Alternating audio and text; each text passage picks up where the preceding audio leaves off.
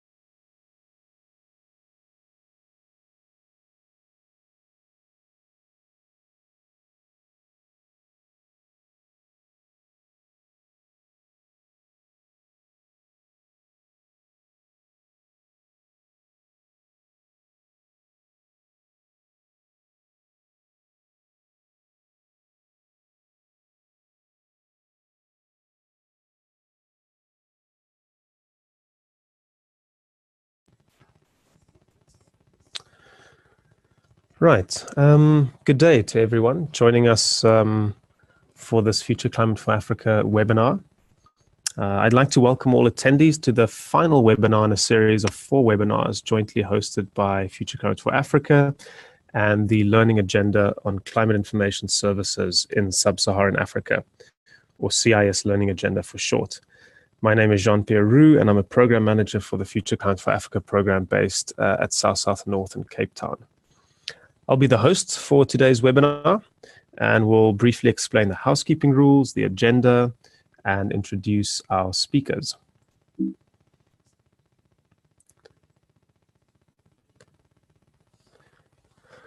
So when we set out hosting this webinar series together in January with the USAID funded program, we were very excited to offer a learning outlet on climate information services delivery in Africa, because there seemed to be increased interest across many regional and national actors to operationalize new services. And judging by the sustained participation we've enjoyed over the past 4 webinars, I think our initial impression was correct. We've had more than 1,000 people actively engaged with the webinars, more than 600 live attendees, and a further about 400 to 500 views of the recordings.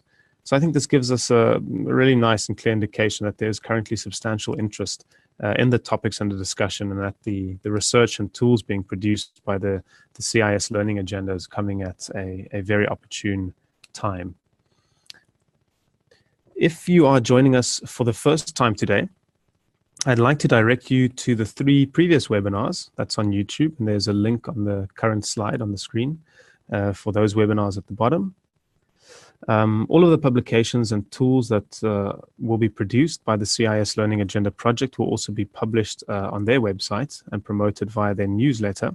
So I invite you to follow the link on the slide and sign up for the newsletter if you haven't done so already.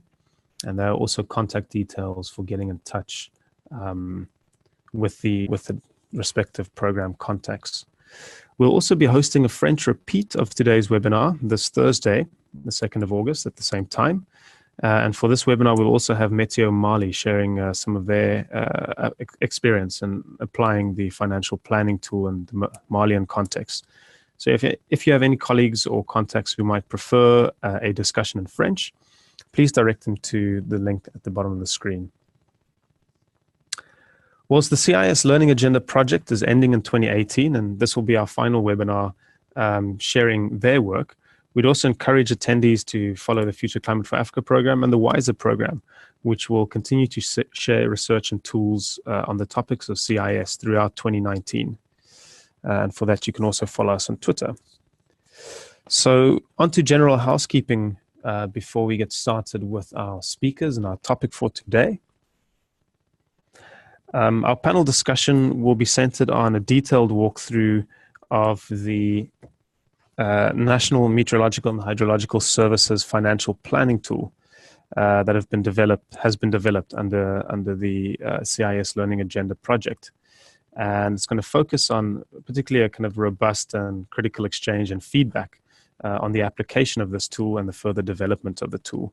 Meteo Rwanda will also be sharing some of their experiences in applying the tool in their context. I will, as the host, just be keeping time very strictly. We will only be exchanging questions and answers after all presentations have been made.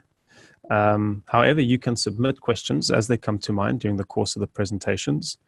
Attendees are asked to submit questions via the Q&A button, which should be at the bottom middle of your screen. And there's a little folder that says Q&A. This helps us to track them and to answer them both in writing or verbally during the Q&A discussion.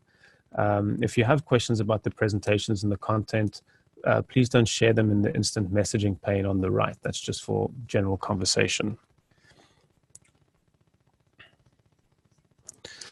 Please note the particular also in asking questions, please note the particular panelist to whom you would like to address your questions, and whichever questions we don't get around to answering during the live session, we'll definitely answer in writing and through a follow-up email. This webinar is being recorded, and we'll be sharing it on the Future Climate for Africa YouTube channel as well. So with that, I would like to introduce our first speaker for today. Cathy Phiri will be opening our presentations with an overview and an introduction to the CIS Learning Agenda program. Cathy Phiri is a Senior Program Officer for the Agriculture and Enterprise Unit at Winrock International, based in Washington, D.C. She has more than 15 years of experience providing support for agricultural projects, particularly focused on market systems, economic development, and resilience. And she has spent extensive time in West Africa implementing large agricultural value chain development projects. And with that, Cathy, I'll be handing over to you. Great, thanks very much, Jean-Pierre. Good morning to everybody. I hope that everybody can hear me well. Loud and clear. Great, I'm just putting up my slides this moment. Okay, super. Wonderful. So good morning and afternoon to everybody. As has already been explained by Jean-Pierre, Winrock International is implementing a US Agency for International Development project on climate information services in sub-Saharan Africa, focused on Sustainable CIS. And the purpose of this webinar is to explore the financial modeling work that we are doing, that is looking at how the NMHSs in sub-Saharan Africa are planning for and budgeting their finances for adequately serving CIS in their countries, and how the private sector has been so far engaging, and how the private sector and public sector might work together in the future for public-private partnerships. I'd like to just take I'll just go back. I'd like to take a moment to recognize our consortium partners. CGIR and CCAPS has been part of our work on the gender work with another cross-consortia group. We also have partners of IRI, CSAG in Cape Town, GFCS, WMO, and AgriMet is also part of our program up in Niger. So first, to take a step back on the project's theory of change and to see how far we've come on the program. This program's been implemented for over a year, and we've been drawing on existing literatures that have understood models for sustainable national CIS at the NMHS level. Also looking at business models that the private sector is engaging in, and we have a white paper that has been it's in a final draft, it's going through a final review and will soon be publicly available. We've also been assessing the capacities of the NMHSs of 7 countries in sub-Saharan Africa, including Malawi and Rwanda, Cote d'Ivoire, Senegal, Niger, Mali, and I'm missing one, I always miss one, but there are 7 of which the other is in West Africa. And then we're trying to understand the potential role of private sector engagement and whether or not any public-private partnerships might come out of these engagements. So we're using the learning and dissemination approach, looking at more effective resource mobilization and use. And this ties particularly to the financial sector, of which this presentation will focus. Good science guides for better decision making to produce better and hopefully quicker outcomes for those involved, and good governance on NMHS and CIS delivery. Throughout all of this, we consider equitable gender considerations, the inclusion of women, and some of our baseline metrics work has assessed the role of women in NMHSs and how might they be incorporated further into the work. And the idea is that there's sustained increased resilience through all of this and sustainability. So just taking a step back at weather and climate information services across the regions in the world, you can see that sub-Saharan Africa is the lowest served. It has the least amount of per capita WCIS dollars spent on it of all of the regions. North America has the highest. East Asia and Pacific is not far behind North America in its total weather and climate information services. And so this is probably some of the emphasis for exploring why is this, how might this be developed further, and how might these partnerships take place to bring sub-Saharan Africa to similar places to other regions. We also have surveyed the NMHSs through our baseline survey metrics and private sector papers, and have looked at what sectors are served and the private sector involvement in these. So this has looked at the public sector, NMHS, and then where is the private sector having a role. Interestingly, Senegal has the most paid for services of all of the 7 countries. Niger and Nigeria was also included in this. Rwanda offers all of its services for free. There isn't any paid service at all in Malawi. There are no paid for services. And Rwanda also is free, interestingly. You'll hear the comments from Rwanda NMHS in a few minutes. We have also across the sector, agriculture is the free, showing that this is a public good that the NMHSs provide for free in their countries so far. This gives us a synopsis of the circumstances as of this survey.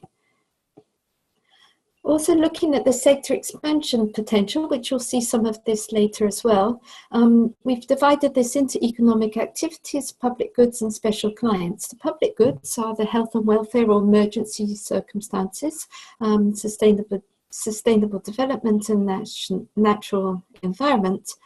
Where you see the bold under economic activities, those are areas where there's a lot of movement happening. The aviation sector has always been involved with WCIS. Agriculture is gaining momentum there, and energy and mining is often paying for the services.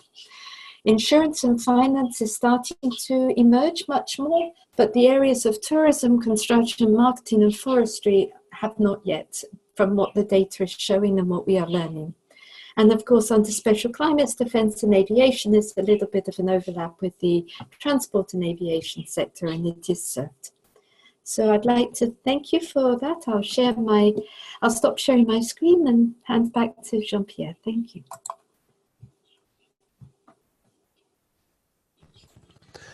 Thank you, Cathy, for that very concise summary. And I think two of the things that really stood out from that study for me was one, both obviously the diverse spectrum of sectors to which new climate information services may be applied, but also the very diverse range of service delivery models that are being employed by the National Met and Hydro services considered. And so with that sense of the very diverse range of delivery or business models employed, I'd like to hand over to Rémi Alquier, who'll be taking us through this financial planning tool and to see how a particular tool might be applied to such a diverse set of contexts. Now, by way of introduction, Rémi Alquier leads business development for several startups in various fields such as agriculture, internet services, and industry digitalization. And he's run the business development of international corporations in the field of geoinformation and telecommunications. He's also a member of the European Innovation Council, which is selected by the European Union to screen the most promising innovative startups as part of its Horizon 2020 program. Rémi is an active mentor to incubators, students, and startups across the continent. Rémi, over to you. Thank you, Jean-Pierre. Am I heard from the other side? Your sound is very good. Yes. Okay, great. So good morning, afternoon, or evening to everyone, depending on where you are. When we, I couldn't imagine that so many people could come to a webinar on finance at the end of July, but but I enjoy it, and I hope you will enjoy my presentation. I will recall.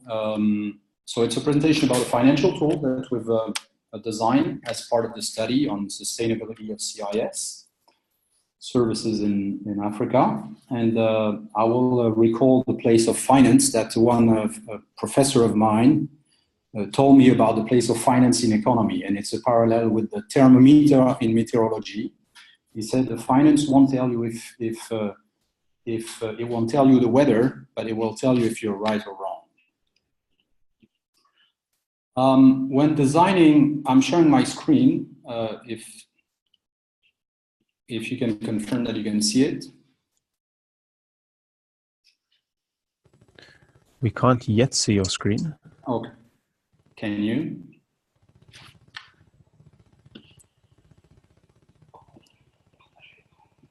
I'm assuming you've clicked on the green button at the bottom that says show screen, and you'll have a number of options of which one to.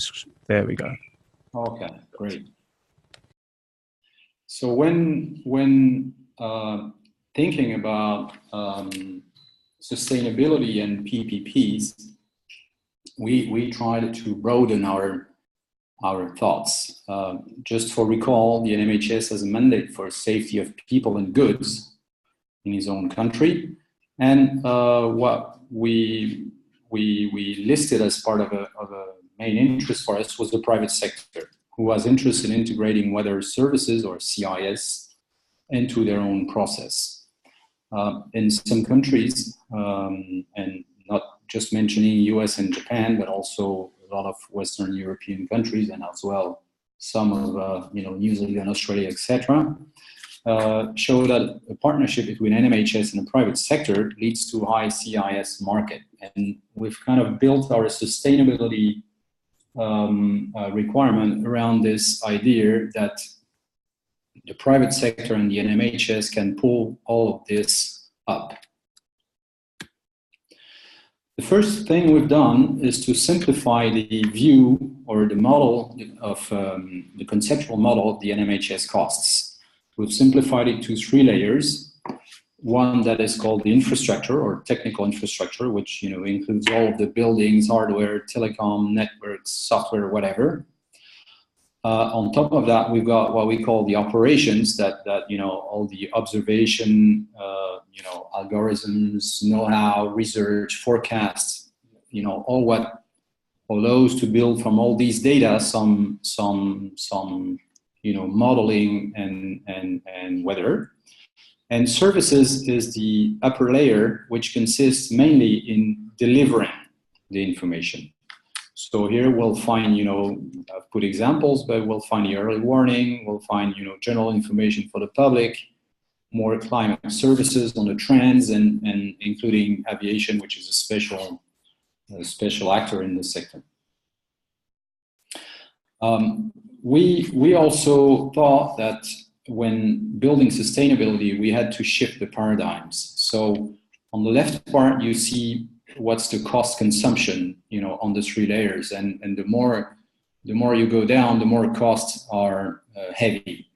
And the perceived value by those who consume the information, the weather information, is exactly the opposite. So they don't put that much value on the infrastructure, maybe a bit more in the operations, but they put the most value on the services, on what they can see.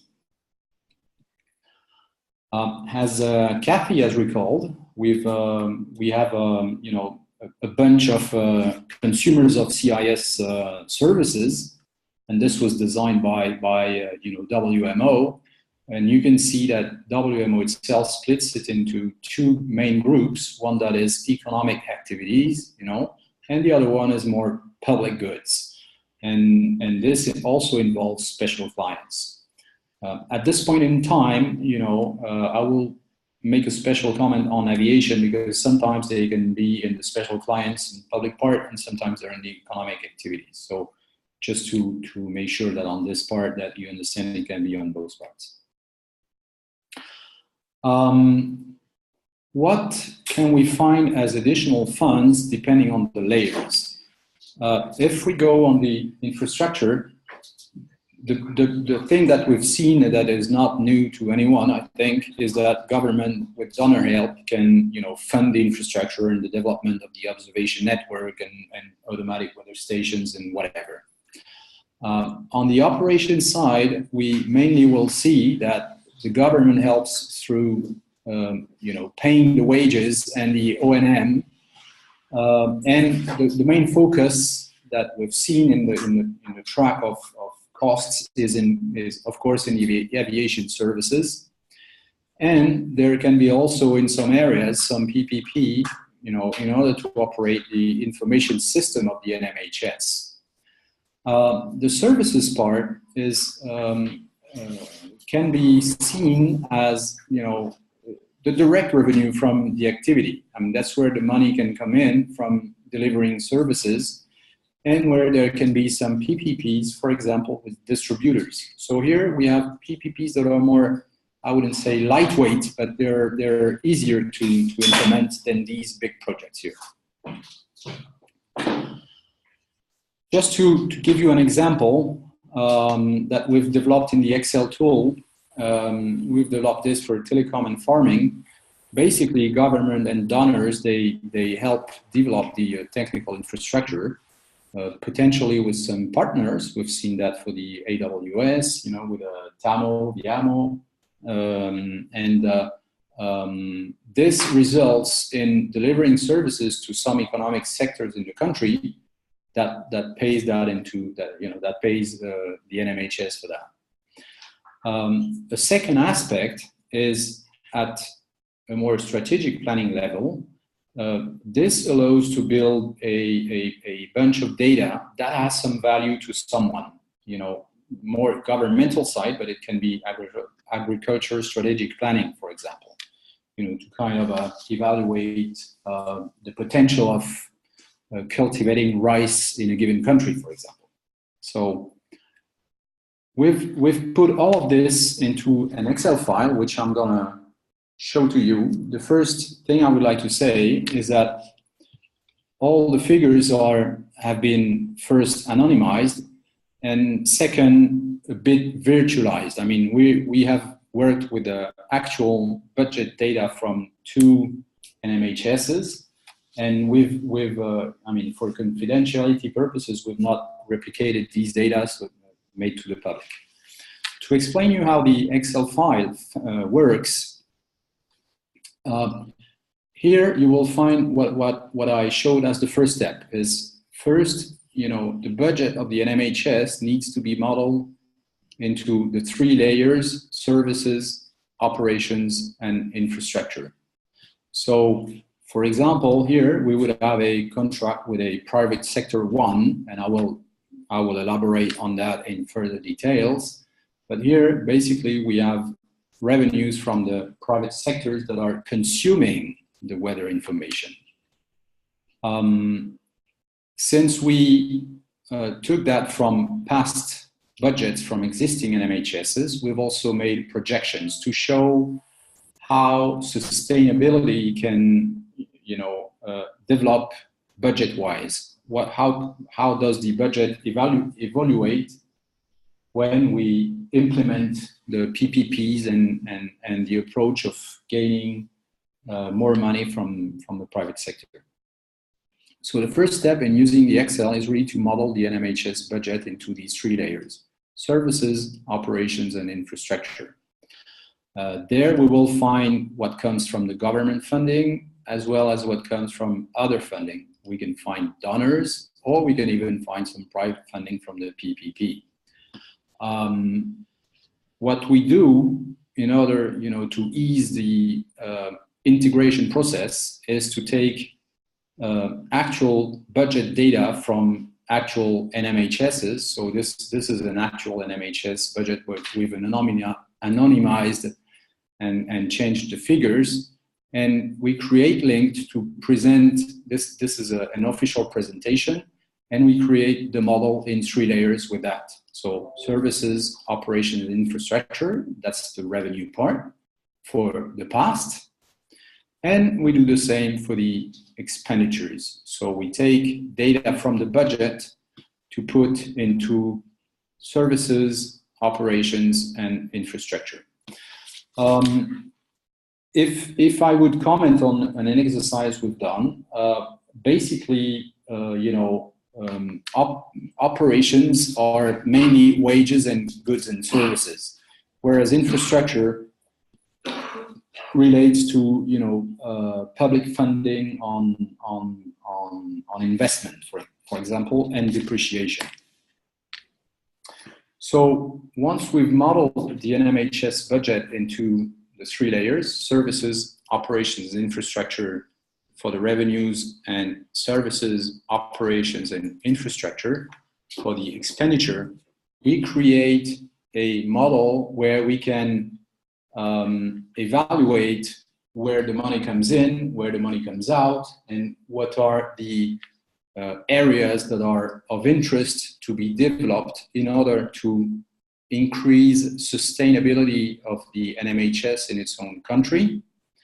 And for that, we have analyzed a very interesting ratio in several countries is, the ratio of what in the revenues, what come from the private sector and what comes from subsidies. And interestingly, we found that in several cases, most of the NMHS we found had a sustainability that started when this ratio was in between 5 and 10%, meaning an NMHS, in what we've observed, and we cannot, it's not a rule, but it's an observation, between 5 and 10% of private sector revenue with respect to subsidies revenues, we are in the sustainability area. So we've created this observable, I would say, that is the ratio between private revenues, so whatever comes from contracts from the private sector, related to whatever comes from the government. So we can see that on our fake NMHS here, we're more in the area between 1 and 2%. And in the future, when we will implement the PPP, you see that this ratio is growing. And this is an interesting point that we kind of put a middle point in the 5 to 10% range, where we estimate, we calculate the target in order to reach, 7% of private revenue with respect to subsidies from the public or the government. What we have developed, and I bring you back to this, PowerPoint slide, where we had all these sectors, private sectors that are in some areas of the world, they are paying customers to the NMHSs. So we have run these studies on some cases, which again we've anonymized and we changed the figures, so it can be distributed openly. Here you see the scenario of what we call primary or agriculture, primary sector agriculture. We've run a study on cotton in a case where there would be around 180,000 producers of cotton in a country, and there would be 2 cooperatives buying the production from these producers and selling it on the worldwide market. So we can see that the sector structure is made of producers, and we have 180,000 of these. And we have 2 cooperatives, which in total make roughly 300 million, and that's what the country is producing in terms of cotton. Their interest in using CIS are diverse. The producers, their interest in using the right CIS information at the right moment is just to increase yield. So it means they will produce more on the same cultivation area. The cooperative, they will, of course, increase their export quantity, because if there is more that is produced, there is more that is exported. And also they will, in some cases, and that's not so much the case for cotton, but it can be for other commodities, is to increase the prediction, to know at the end of the year how much will be produced. So running this sector analysis, we can come up with an offer from the NMHS to these sectors, knowing that there is a fixed fee per year for these 2 COPs, and there is a price, $1 per year, for delivering CIS to the producer in the field. So we've changed the figures here because they are realistic figures, I would say. And coming up with this offer from the NMHS to its cotton sector, we generate the following revenues per year. So we estimate, of course, as in the case, the total size of the market and some ramp up, in order to reach out the revenue figure for the NMHS. This goes into its budget, and this is when we come in the revenue section, in the projection of the revenues, where we can see that the incomes from developing a CIS service to the cotton sector of the country generate some revenues for the NMHS. Facing these revenues, we also put the costs, because there will be some costs of disseminating.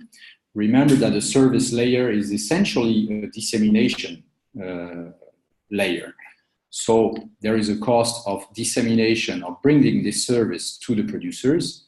And once the producers and the cooperatives or the sectors have this service, this generates an income that is there.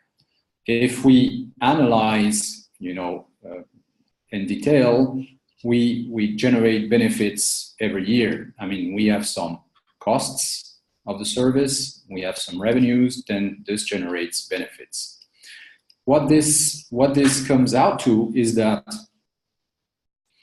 if we do it on several sectors, and I will not elaborate on other sectors because that would be too long, but if we do it for the industry, for the telecom, for the energy, etc.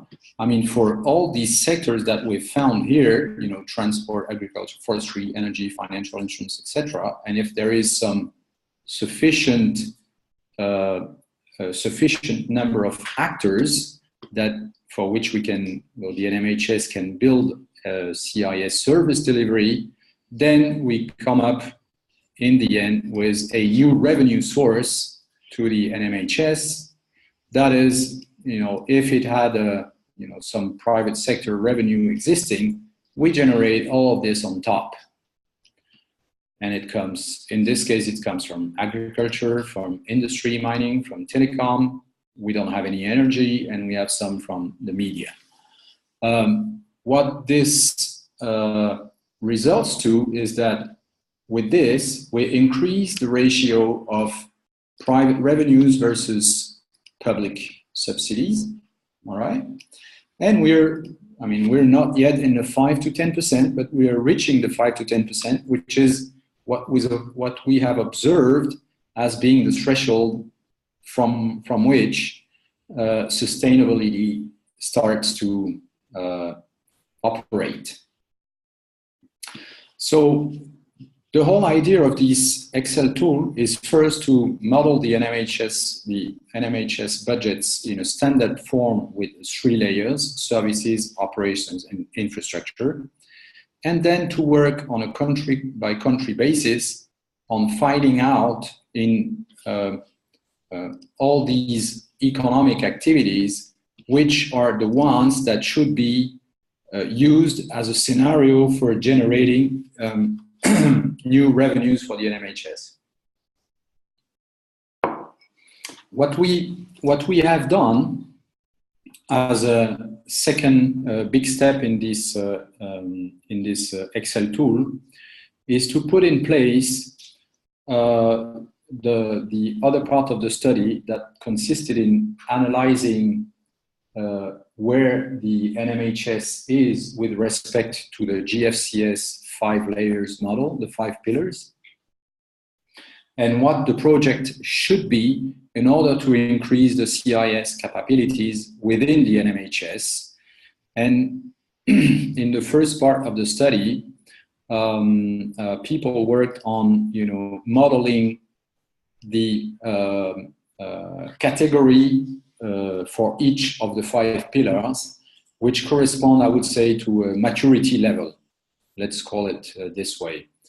This maturity level requires some effort. So, for example, in this case, we have the 5 pillars of the GFCS. Pillar 1, the observation and monitoring. Pillar 2, research and modeling. Pillar 3, climate service information system. Pillar 4, the user interface platform. Pillar 5, the capacity building pillar.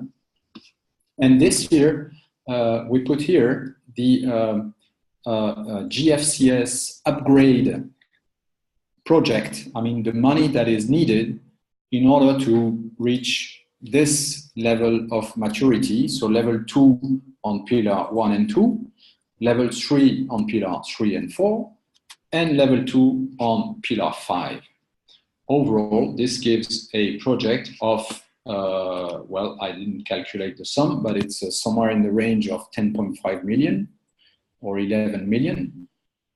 And this is the project of the NMHS for upgrading its capacity that is structured into the 5 pillars that are commonly used in the community.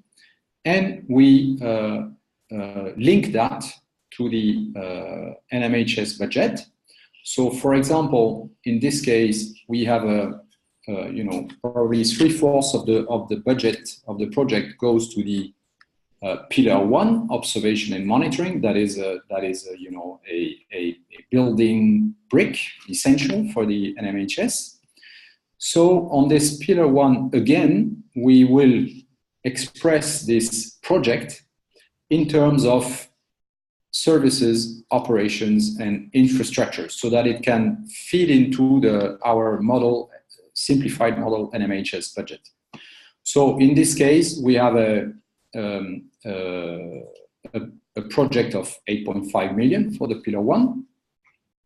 which consists in buying, hardware and software and, material investment, which also results into additional services, goods, services, but also additional effort, in this case, for operating and maintaining the additional network. So this is the budget requirement to fill the category gap in Pillar 1, so to reach maturity level 2 in this case. This is the current allocation that we find in the NMHS current budget. And so this is the budget gap to be filled. So the NMHS has a clear view of what is its capacity project, what is its current means of financing it, and what it needs to obtain from the outside, from external sources. Of course, today we see quite easily all the public sources that can come from government, from donors, etc. And we also add the what I call the PPP sources. So I've just mentioned a few here, but they're commonly used by NMHS in Africa, the TAMO, VIAMO, Earth Networks, etc., which contribute to covering the cost of Pillar 1. So in this case, we have 4.7 million left to be covered, and 2.7 are covered by public means, and 2 are covered by setting up PPPs on the Pillar 1 observation and monitoring. That's a control area, just to check that here we have public funding, here we have private funding. If we have some remaining difference, then we need to do some additional work. And once we've done all this, putting this entire GFCS project into the 5 pillars, here, here, here, here, and here, we can consolidate on the NMHS budget. So the first appearance is, of course, the investment project, okay, where we find the Pillar 1, the Pillar 2, the Pillar 3, and the figures are here. And also, we put the operation and maintenance associated with the investment project here. So this is an annual cost that repeats, okay? And we have covered, this way, we have covered the GFCS project, apart from here, the Pillar 4, which is naturally fits into services because it's the user interface platform, and which we cover here in the same year that we call N+2. This is for the expenditure part. We will see the corresponding funding that is coming from the public or the private into the 5 pillars. Okay, we will see it here. And we can consolidate like this the balance sheet. Of course, this is not actual figures, so because it has been anonymized for the purpose of this public presentation. But from integrating all these GFCS projects, we calculate the balance of the exercise. And from there, we have also computed what we call a sustainability indicator, which is the profit generated from the services part, and so the ratio of this to the overall revenues.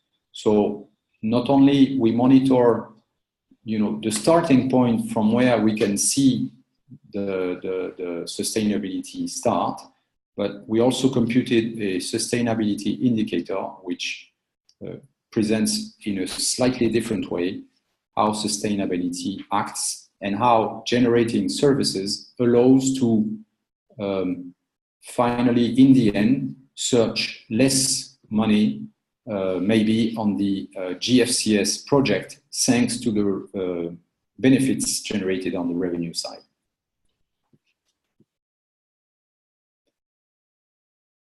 I think I've fit to the 30 minutes. Rémi, thank you. And you have very well. So with that, moving from, I think, a general overview and functioning of the spreadsheet tool, I think a lot of this will start making more sense as we contextualize it in the context of its application. And so next I would like to call up Floribert Vuguziga from Meteo Rwanda to share a bit more on how this tool has been applied in the Rwandan context. Floribert holds an MSc in Meteorology, Climate Analysis and Global Change from Nanjing University in China. He currently works for Meteo Rwanda's Weather and Climate Services and Application Division as a Senior Meteorologist, Applications Officer, and he's also the focal point for several international projects and public-private partnerships between Meteo Rwanda and several partners. So with that, Floribert, over to you, and we're looking forward to some insight on how this tool might be used and applied in practice, and the kind of light it will shed on your strategy and planning.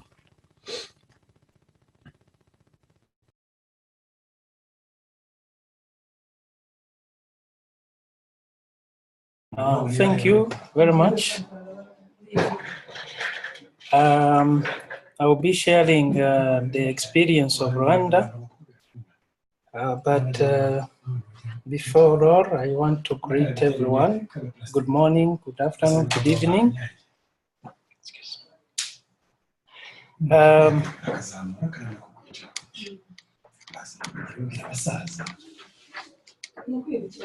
So I have a short presentation for 10 minutes to share with you.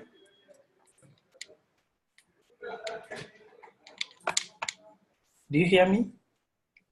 Yes, we can hear you loud and clear, Floribert. Okay. Would you like to share your slides, or should someone else? Okay. I'm going to share the slide. Great. I'm trying to. Oh, excuse me a bit.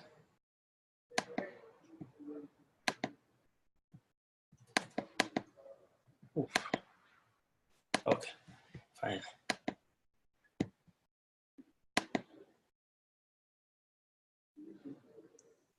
I'm trying to connect my desktop, share screen.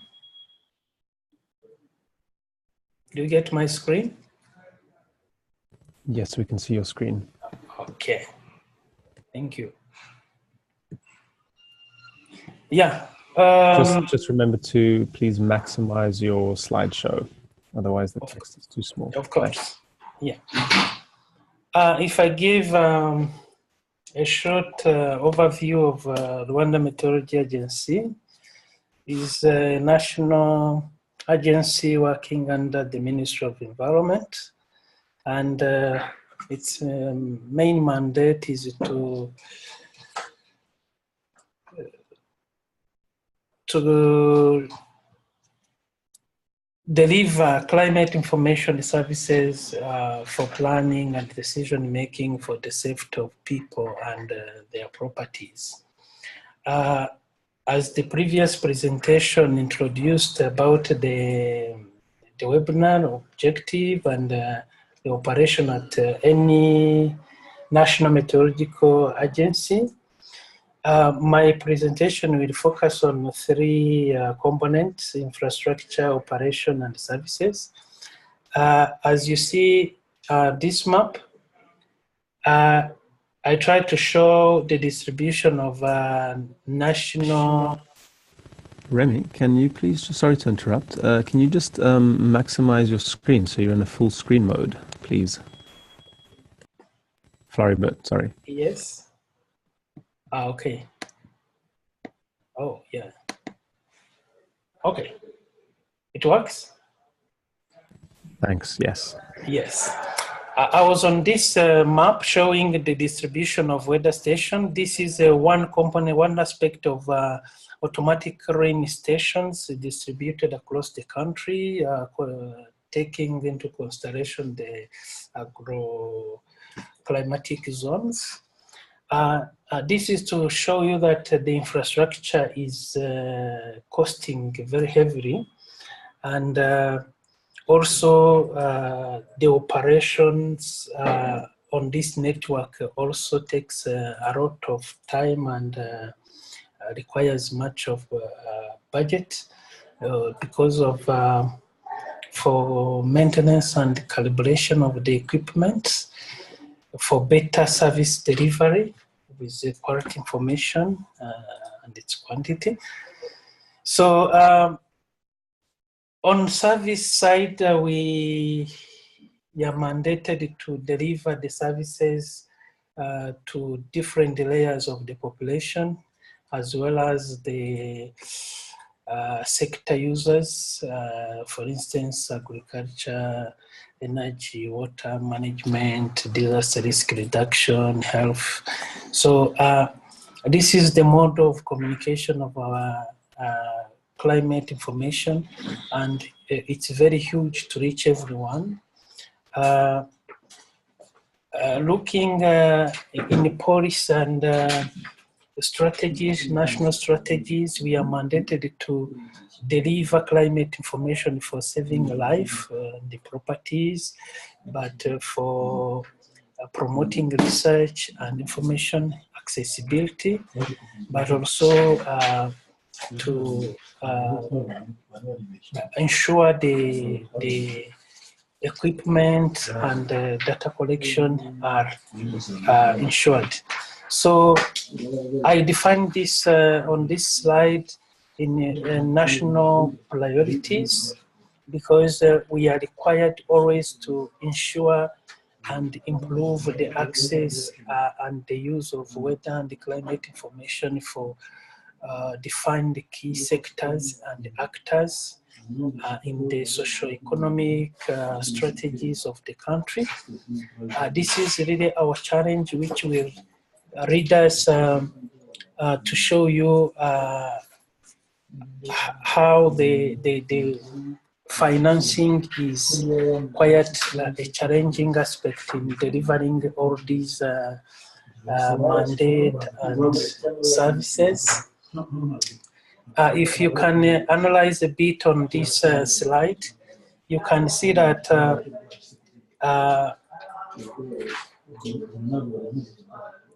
wages and salaries are increasing. This means that the agency will need to hire staff and to pay their salaries. But if you look at capital financing and domestically financing, this is the development in internal arrangement of the institution. You see that there is not a good trend, but really it is decreasing, showing that no one is interested in developing this side, and the trend really is not very promising. If you look at the gaps in operation, infrastructure and services, you can see the figures. It is interesting to see that salaries are catered for, but other development are really in a needing situation. Looking into government financing, you see that only less than even $1 million US dollars is invested in this subsector. So that's defined that the need of that tool for all actors and all partners to understand how pertinent is to invest in NMHS for weather and climate information services, availability, accessibility, and use. showing the need of Meteo Rwanda as the national meteorological agency to ensure that mandate in the policy formulation and the national strategies. Showing where we need to invest. If you take into account in the previous slide here, so we shall need to increase operational costs because even the partners, what we call development partners, sometimes they are interested in investing in the services only, and operation and infrastructure development is left out. So this is really a huge challenge for a national meteorological agency to deliver weather and climate services in quality, timely, for different layer of users. But we do ask a question, is private partnership possible?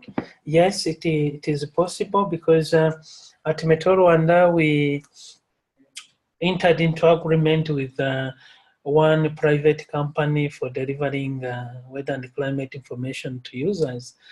But at this stage, no service recovery is taken into account, because in our policy, all services are delivered free of charge. So that means we rely on government investment and project implementations. So if we explore more on this model of private partnerships, so this also an expected source of funding for these three component: infrastructure, operation, and the services.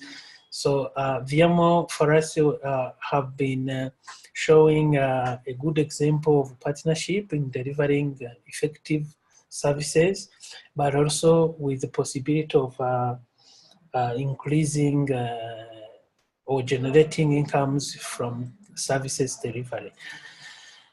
This is to show how the service from VMO was improving from only 5 months. The information now can reach over 1 million of people.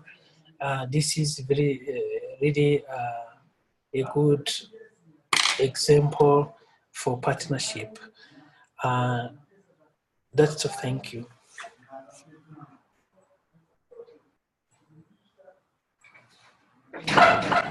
Thank you very much, Floribert, for that insight into Meteo Rwanda's workings. I think in order for us to tie together some of these discussions, both the tool as proposed and some of its applications, I'm going to ask Robert O'Sullivan to lead us through a moderated question and answer session. And I would remind some of our attendees that you can post questions via the Q&A box, and please also note to whom you would like to direct the question of the panelists. I would also note that I think Robert is going to pose a few framing questions as well for that. So with that, I'm going to give over to him. Robert Sullivan leads the Winrock Policy Markets and Finance Unit, and is also the program director for the Sustainable CIS project. He's worked across areas of law, policy, and finance for over 16 years, and has a long experience in assisting businesses, governments, and civil societies on climate change, with a particular interest and expertise in land use, forestry, and engagement of the private sector. Bob, over to you. Thanks, JP. Hopefully you can see my screen, which is up there. We have put together 4 questions that we're particularly interested in receiving people's input on. We want to try a new function with this webinar of you can either type a response to the question in the Q&A box, or if you are interested in asking your question live or having a live question and discussion with the panelists, you can raise your hand and let us know through the chat feature, and we can add audio to your participation so that you can interact verbally instead of typing questions out. And so I've posted 4 questions here that we're interested in input in. But while I give everybody a chance to look at these 4 questions and think of responses, there's a couple of questions that came through during the presentations. Some to Rémi, and I might start with those, and then also another one to Floribert on the weather stations. So to Rémi, the first question here to you.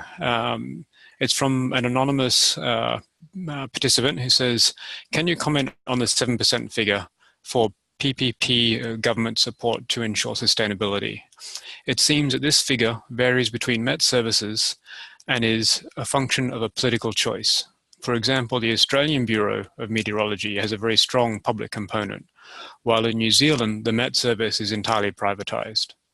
Recent assessment of the performance of New Zealand's Met service did not conclude that the private model is superior to the public model.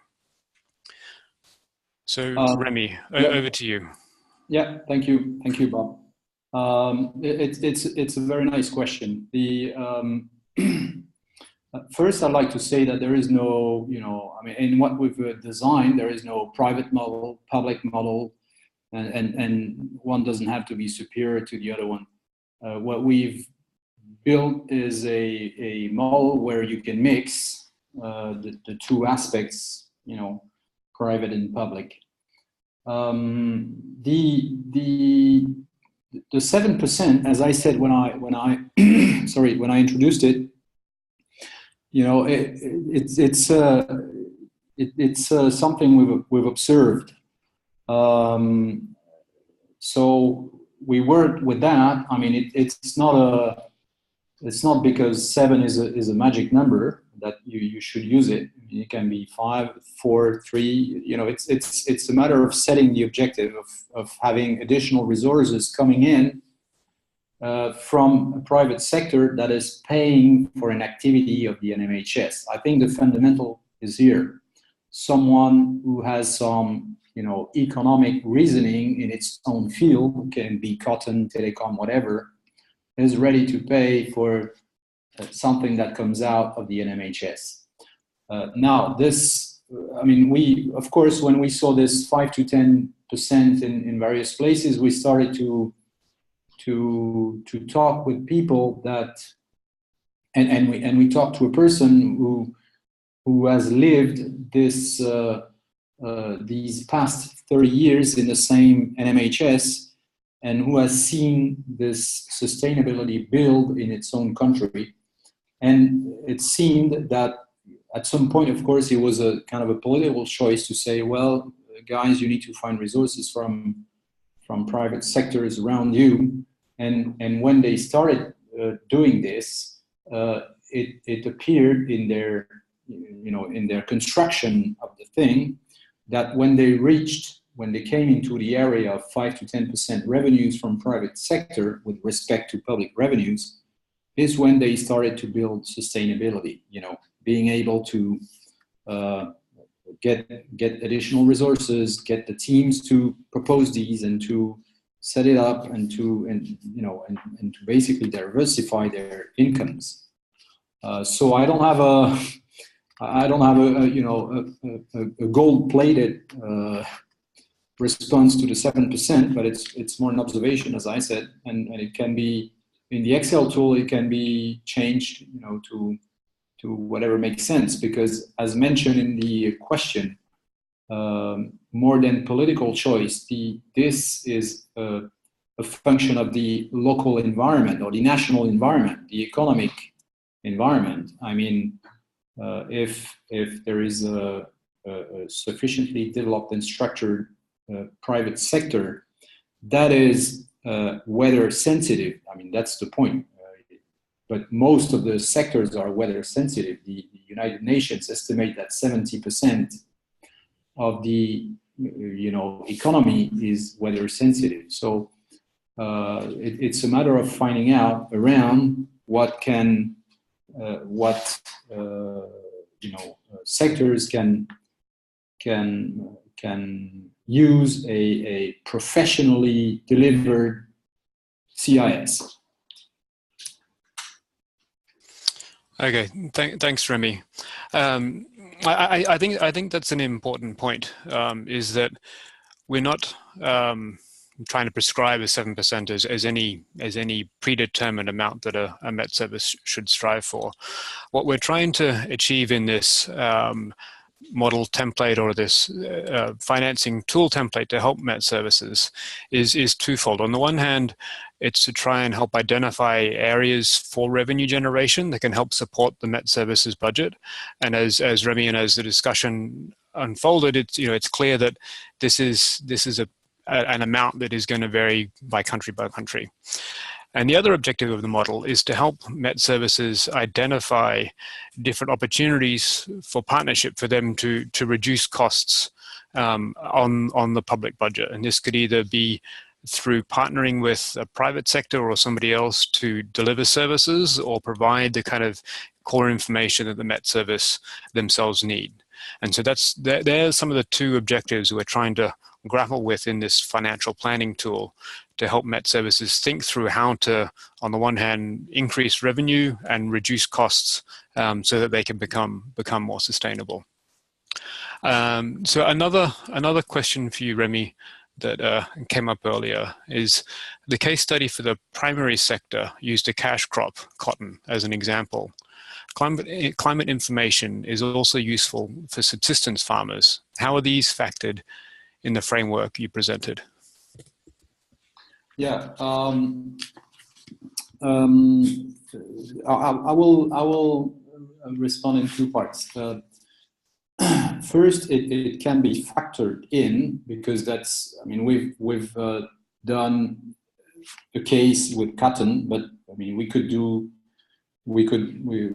could factor in any scenario we like.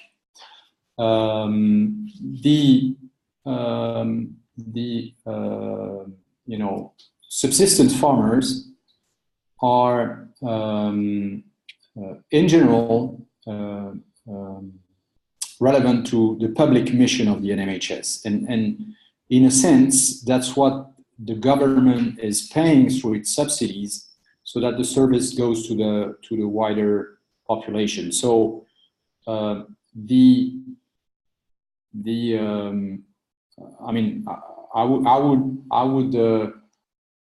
response would be in two parts. Yes, we can factor it in the Excel file, but in most cases we've known this would be in fact a free service. Thanks. And that's to reiterate, that's something we're trying to capture within the financial planning tool. Are those services that are public services, non-revenue generating services, that are free and provided to farmers that don't have the capacity to pay, and others as a public service. But there are other services that go beyond that might be needed from a private sector who can and should have the capacity to pay for those additional services.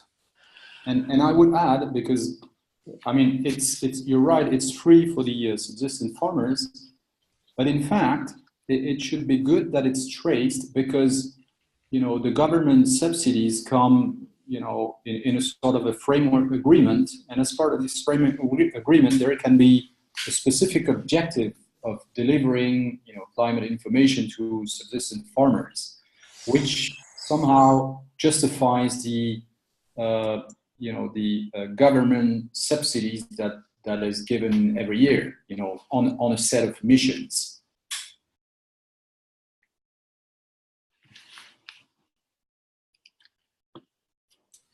Thanks. Sorry, I was struggling getting myself off mute then.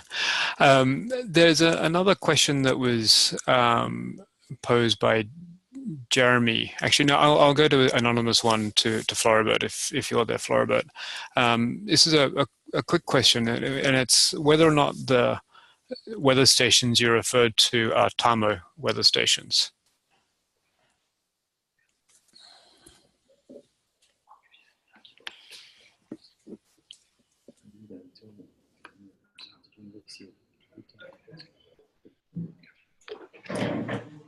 Did you get me? I'm saying that the network I showed is not a TAMO ones. This is the National Meteorological Weather Station network.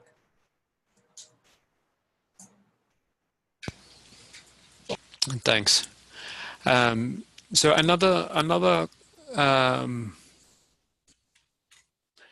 another question for Rémi. Actually, I'll skip the one from Jeremy for now. And there's a thread around this delivery of CIS, and I'll come back to Jeremy's question in a second. And another anonymous attendee made a comment that, just a quick comment, you seem to imply that Met Services cannot deliver the climate information in a professional manner. Your very last sentence. I think this is an important discussion point because it comes up in different contexts. Rémi, would you like to elaborate on that a little further? No. Well, I mean, my statement has been misunderstood. I'm not saying that they're not professionally delivered. What I'm saying is that, from the people that are using it, somehow there is some quality attached to something that they're paying, and this was meant to say that there are people in every place of the world that are ready to pay for some quality, in just getting the information. What we've developed in the Excel is mostly the services layer, the top layer, and this layer is just dissemination. I think on the layers below, all is generated, available, and using whatever is available. And what we are saying is that, or what I was saying, in a professionally delivered services is been attached with a kind of a what we would call a service level agreement, SLA. Someone is expecting, for example, an information every day at 10 a.m. and he wants it every day at 10 a.m. So I don't know if I'm clear. That was clear to me, but if whoever posted it wanted to follow up with a reaction or comment, please do so either through the Q&A or raise your hand to speak live, and we can make that happen. So while we're giving the participant a chance to respond if they like, another question for you, Rémi. This is from Jeremy Usher. The question is, in either the theoretical model or in any of the NMHS surveys, did you investigate or calculate the return on investment or the payback period for the investment in capacity development to the income generated from the activity? Well, I mean, the response would be simple, no. But what we are designing through the Excel is a way. It's a tool to the NMHS. So you need to put actual figures, and then somehow you will generate this indicator. But we don't calculate it, no.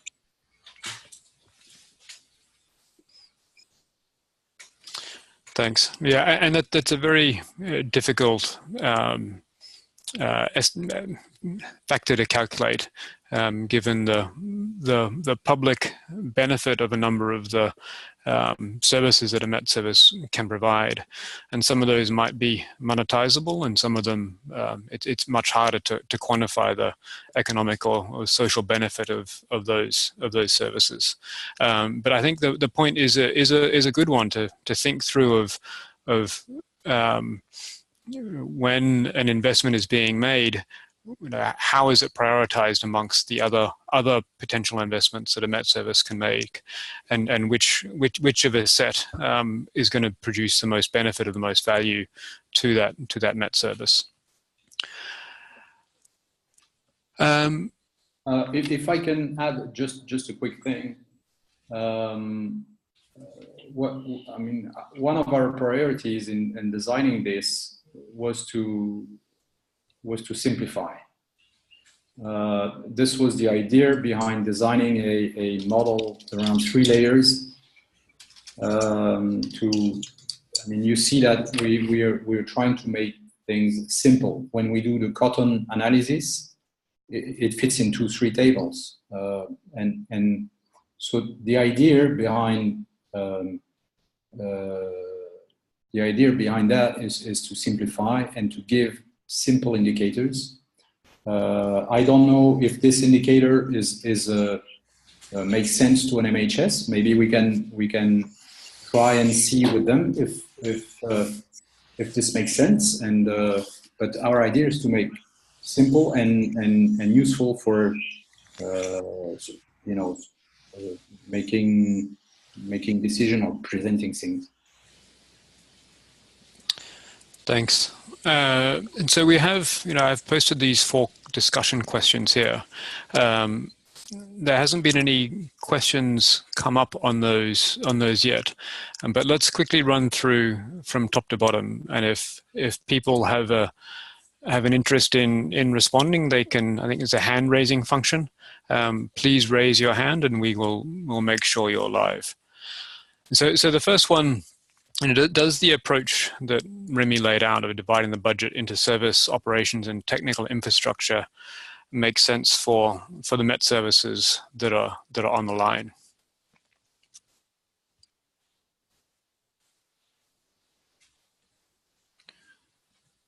And if there's no hand raising, we can move on to the next one. A related question to that is how the Met Services currently organize their budgets, and if it's easy or difficult to think through the budgets in those categories. But if there's no comments on that, we can go to the next one, which is what is the most convenient way for a Met Service to track costs. And this is something that we've discussed internally quite a bit of how to arrange this budget planning tool, whether it's arranging it to follow the GFCS pillars and allocate costs against the pillars, or whether it's easier to track the budget against the service, operations, and infrastructure, or perhaps some other method. When Rémi was presenting the spreadsheet, he went through the different way, the way we're thinking about this at the moment, where we crosswalk both the services, operations, and infrastructure against the cost estimates for the GFCS pillars. If people have thoughts on that as a useful approach, or a too complex approach, or something that we need to get into a lot more detail on, please raise your hand. Otherwise, we can go on to the other questions.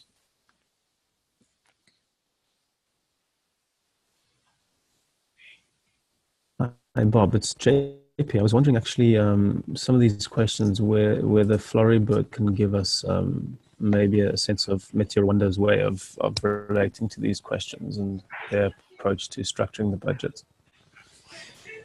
Oh, thank you very much. If I'm going for the first question, I find that the division into these parts is very useful, because it is the way we run the business at Meteo Rwanda, because you have infrastructure, observation network, equipment, instruments, and under operation as defined even before with the speakers. So I find it's very making sense to divide into this, and the way even the finances are allocated, it is in such a way. So I find it useful to to use these components in financing NMHS. And also for the tool, even though I would ask myself if there will be an approach for the NMHSs can understand in details how to operate this tool. But I find it very useful because a national meteorological service or agency needs to generate income through services because there are much effort invested in, like for instance, if we operate 24 hours to generate information, but how do we maintain this, the infrastructure? How do you give incentives or encourage staff or the retaining policy? Because sometimes you get experienced staff, it's a time to go out to explore where to have improved salaries, whatever. So I think having that tool to explore how to generate additional incomes can help NMHSs to sustain the service delivery, which are very relevant to several sectors. Thank you. Thanks. Thanks, Floribert. That's very helpful. I can see that Beck has raised a hand. Karen, are you able to give Beck audio?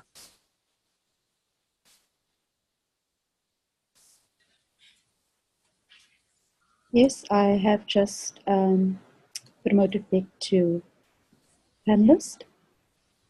So Beck should be available in a few minutes.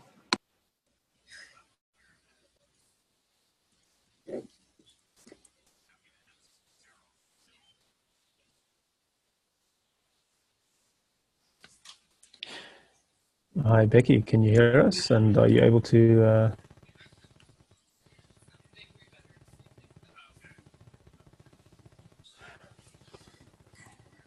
Okay, while Beck is getting connected, Floribert, could you comment on the question 2 and then also question 4 of these discussions in the last few minutes before we hopefully get back on? I think the most trackable cost recovery is through services,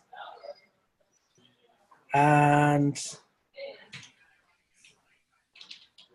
yeah, through services, because I don't see any other option in operational infrastructure other than cooperating or having parallel partners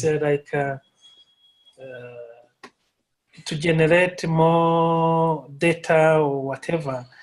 But through services, it's possible to track cost and recovery. Okay, thanks. I'm conscious we're down to the last 5 minutes. Becky says she has lost audio and can't join by audio. So Becky, if you can type in your question in the Q&A, we will log it and respond to it later. But now, if I could hand it over to USAID to make a few closing remarks. And while we're doing that handover, I'd just like to thank everybody again for their participation and discussion. And I see there's a couple of other questions that have been posted to the live Q&A session. We will try to either answer these by text now or follow up and answer them later on. So now if I can hand over to USAID, please.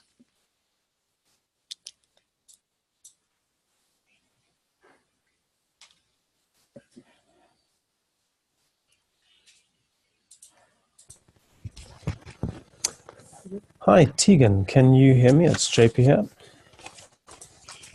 Jean-Pierre, I am speaking. Can you hear me? Great, yes. As is the custom, I'll just, as I've been introducing everyone else, I'll just quickly introduce you to our attendees as well today, if you don't mind. Sure, go for it. So Tegan is the Senior Climate Change Advisor in the Bureau for Africa for USAID. And she's responsible for setting strategic direction for USAID's climate change investments in Africa, as well as leading the team that provides thought leadership and technical support to USAID's missions in Africa. And amongst other things, she has a PhD in oceanography and climate. And I think she will be giving us some critical reflections and some comments on this program of work. Tegan, you're dialing in by phone, so there won't be any visuals to accompany your talk. I'll just put up a slide whilst you continue.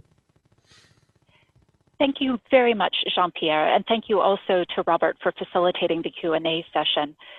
As well, I wanted to extend a thank you to all of our speakers, Cathy Phiri, Rémi, Alquier, and Floribert Vuguziga. I apologize if I'm butchering any of your names.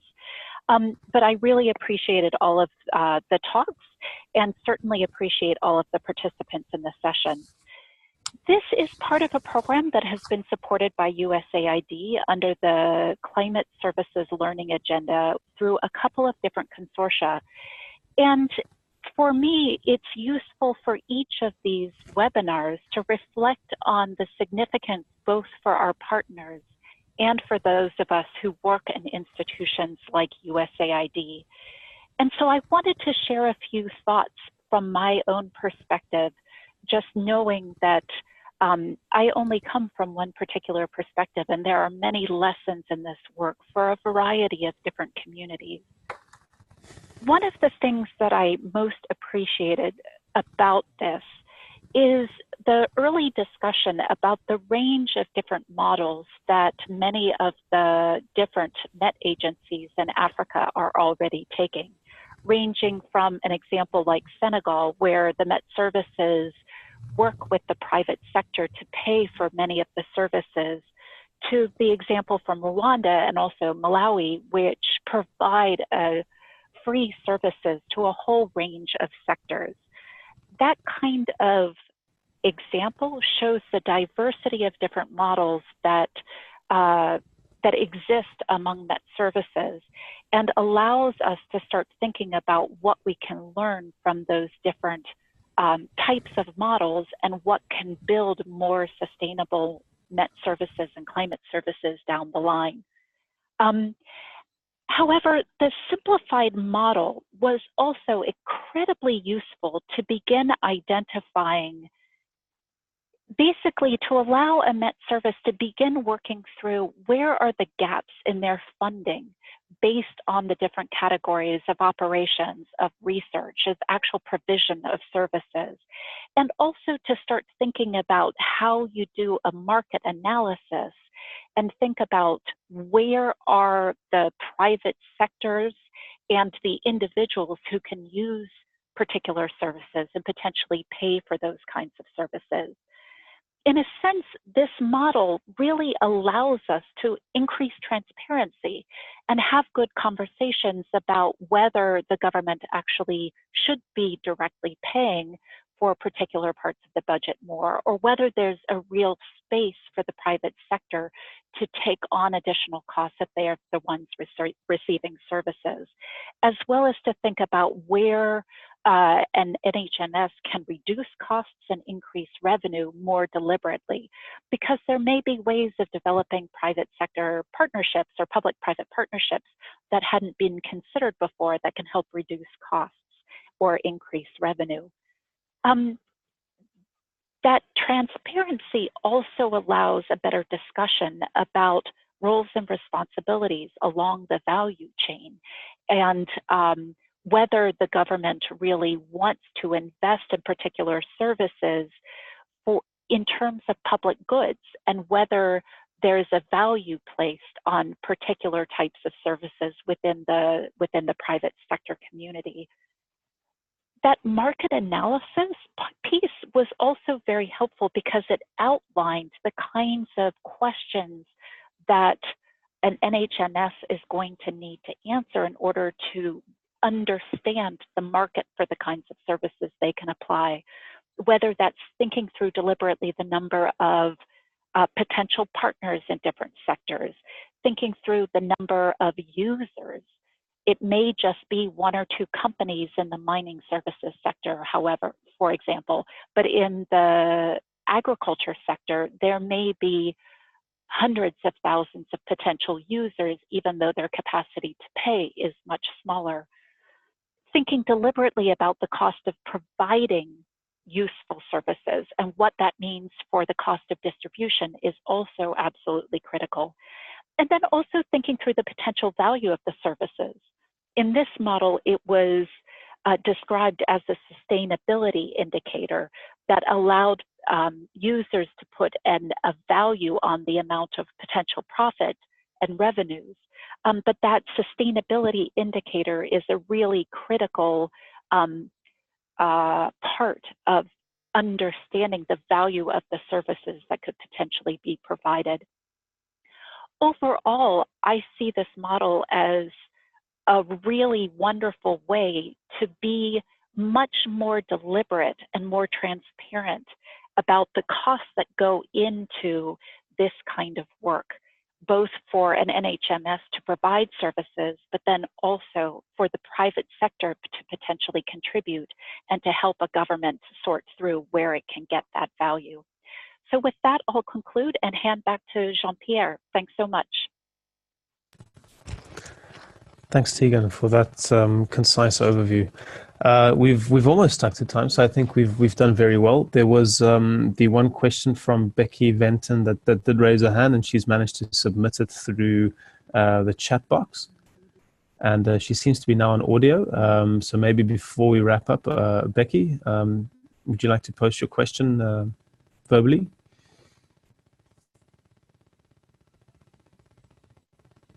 It was just a distinction between the fixed costs or the running of the Met service and the need to, in some way, capture the variable costs that are more service specific. And I think it's quite useful to distinguish between those and to capture those separately. And apologies for, I didn't have the download, so I couldn't do that before. I just downloaded the new system, so. Maybe before we do the final closing, and thanks, Becky, for that recommendation.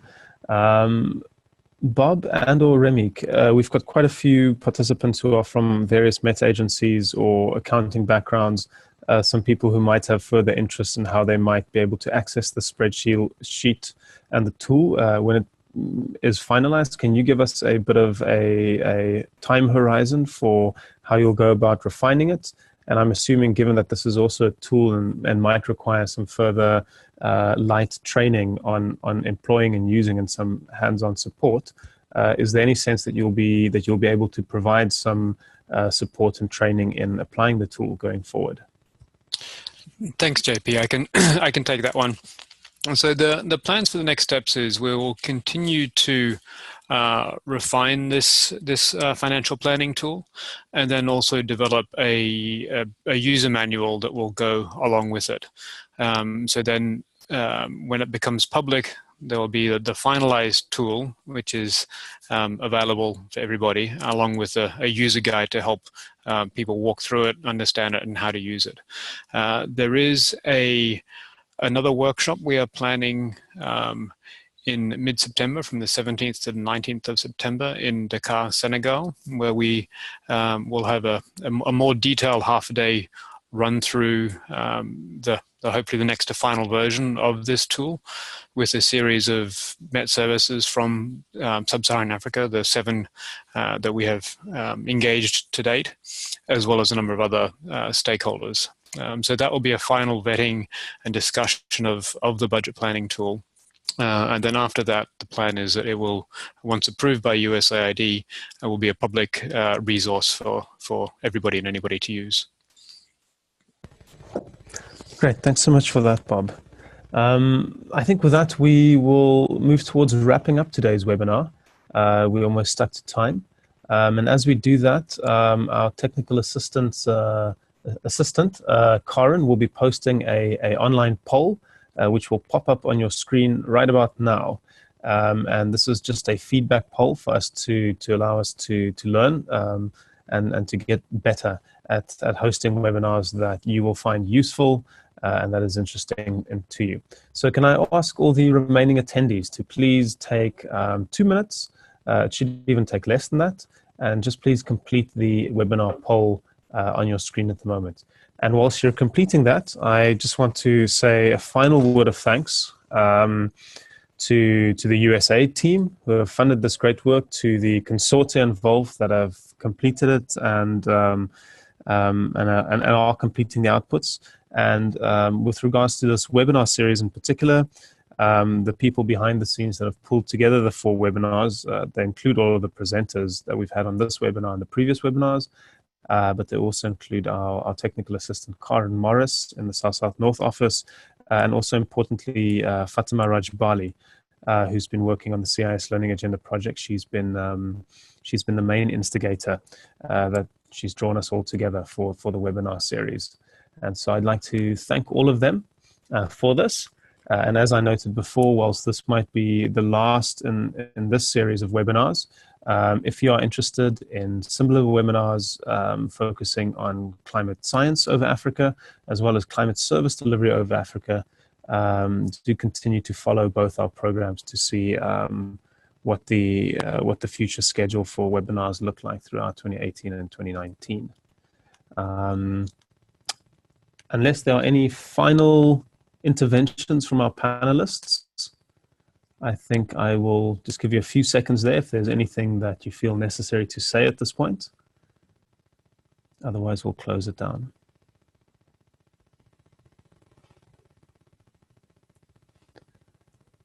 Okay, one final intervention, as Cathy mentioned, is the www.climatelinks.org website. There's also a fantastic online platform that draws together a lot of information on climate service delivery and research on the continent. So if you haven't yet visited that, please do. It's www.climatelinks.org. And with that, I will bring the webinar to a close then. Thanks so much, everyone, for attending and participating. Have a good day.